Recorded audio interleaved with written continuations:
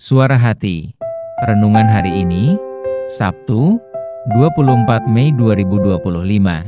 Topik, iri hati adalah racun. Dan jangan lupa saudaraku untuk membagikan renungan ini kepada orang lain, agar mereka juga menemukan kekuatan rohani di dalam Tuhan. Kiranya saudara diberkati oleh Tuhan kita.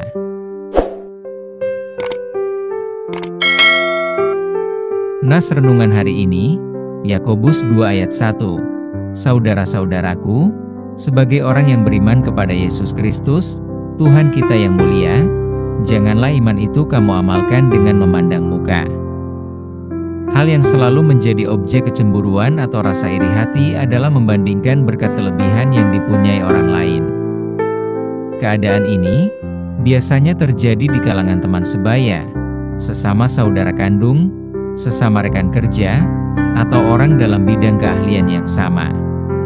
Jika kita renungkan, rasa iri hati menjadi bentuk ketidakpuasan dan bersifat pemberontakan terhadap kemuliaan yang Tuhan berikan pada masing-masing orang. Rasa iri hati sama artinya dengan tidak percaya bahwa Tuhan memberikan setiap orang apa yang terbaik di matanya. Rasa iri hati adalah perbuatan daging yang sangat merusak iman kita. Sebagaimana dalam Alkitab sudah menyatakan di mana ada iri hati, di situ ada kekacauan dan perbuatan jahat. Hati-hatilah jika kita sering merasa tidak aman, dan kita sering membuat kesimpulan yang subjektif, dan tidak merasa senang saat orang lain sedang berbahagia. Ini bisa menjadi indikasi bahwa kita sedang merasa iri hati. Yang berbahaya dari rasa iri hati adalah sifat ini dapat mempengaruhi hidup kita secara signifikan dengan cara yang sangat halus.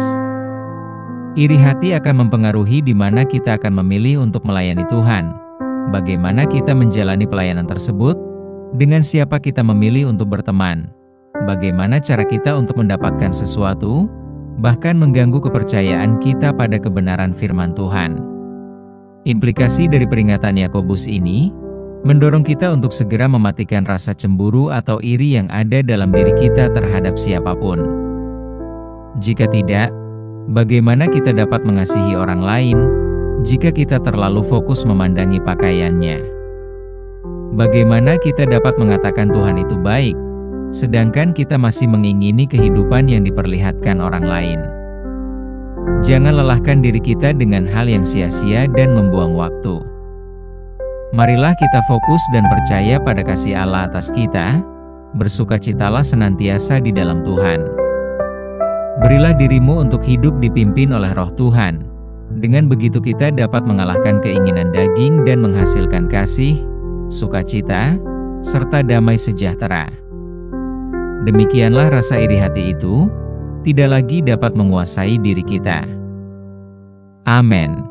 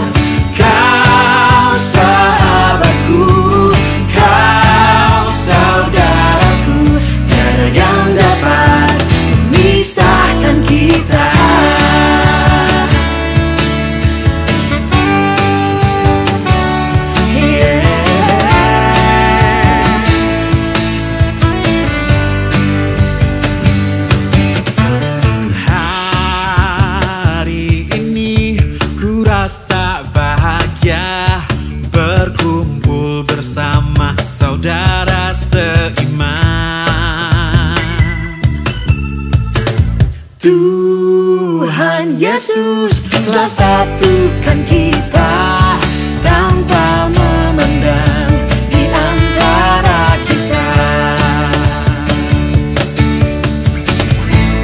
Bergandengan tangan dalam kasih, dalam satu hati, berjalan dalam terang kasih